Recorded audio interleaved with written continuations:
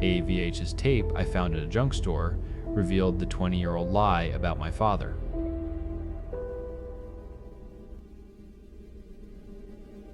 The last time I saw my father, he smelled like rain and cigarettes. 20 years later, I found him crammed inside a busted VCR I bought for $10. It was one of those charity shops that feels more like a tomb. The air was thick with the smell of mothballs and dust, the ghosts of 1,000 addicts. I was there looking for a VCR, trying to save what was left of my childhood before the magnetic strips on our old home movies finally gave up. I found a clunky Panasonic unit wedged behind a stack of yellowed maps. When I picked it up, something rattled inside. I didn't think much of it until I got it home. The damn eject button was jammed shut.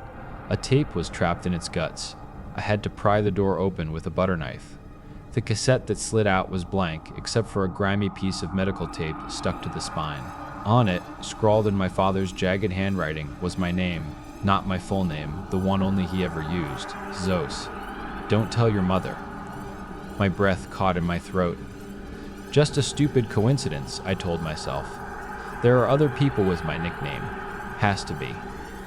But the handwriting, I knew the aggressive slant of his K's, the way his O's were never quite closed. I slid the tape back in. The machine groaned, whirred, and the TV screen flickered from blue to a wash of static snow. Then a picture snapped into focus. Shaky, handheld. My old living room. The ugly floral couch my mother still has, the one with the permanent wine stain shaped like a ghost. The camera panned over, and my heart hammered against my ribs. There I was, a little girl, maybe 7 years old, all knees and elbows and a haircut that looked like my mom had used a soup bowl for a guide. The camera settled on an empty armchair, then swung wildly to the doorway. A man stood there, silhouetted against the hall light. My father. Casimir.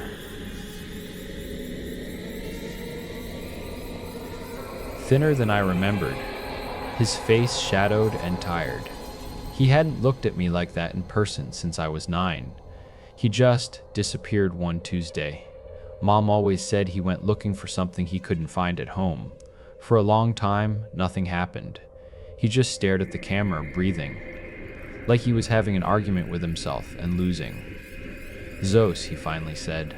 His voice was a raw whisper, roughened by a sound I now recognize as pure terror. If you're seeing this, it means I'm gone. And it means they didn't find it. He wasn't talking to the little girl on the couch. He was talking to me, right now, through 20 years of dust and silence.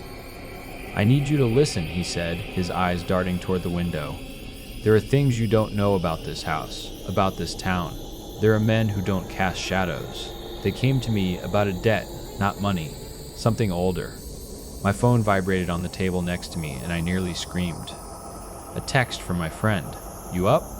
I couldn't even look at it. My whole world had shrunk to the flickering screen. They wanted something I couldn't give them, my father continued, his voice dropping lower. Something your grandfather promised them. So I made a new deal. Me for you.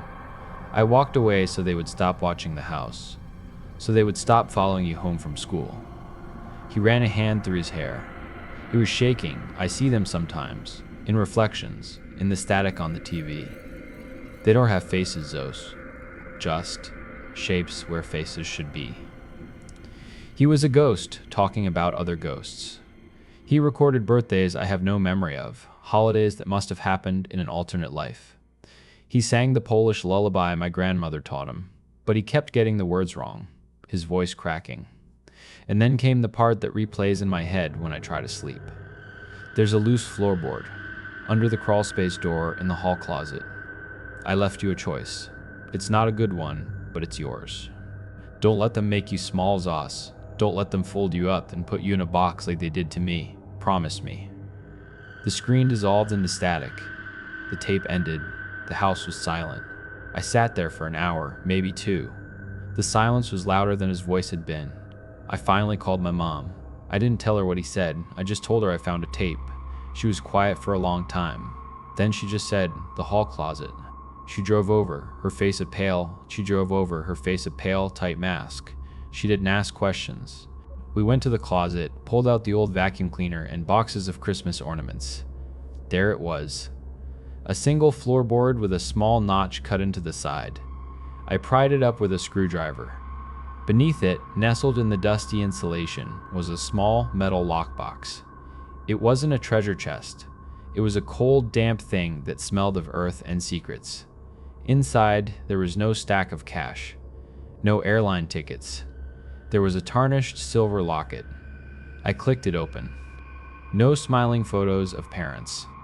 Instead, on one side, there was a tiny, intricately folded map of our town with a single red X marked over the old abandoned quarry.